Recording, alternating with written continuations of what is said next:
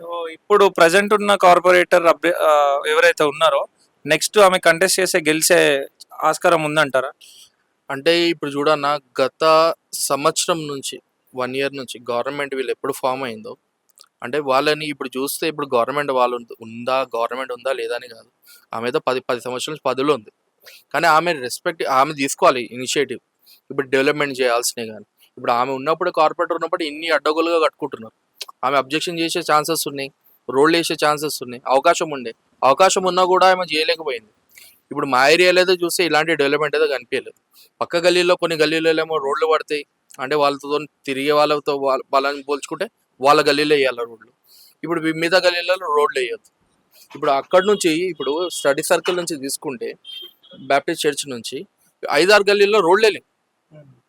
ఇప్పుడు ప్రజెంట్ ఉన్న గవర్నమెంట్ పనితనం ఎట్లుందని మీరు భావిస్తున్నారు? ఒక్కటి, ఇప్పుడు గవర్నమెంట్ పనితనం అని చెప్పలేము.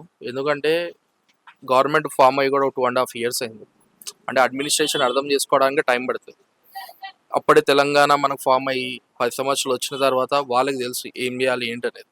ఇప్పుడు న్యూ గవర్నమెంట్ సిస్టమ్ సెట్ అవ్వడానికి టైం పడుతుంది.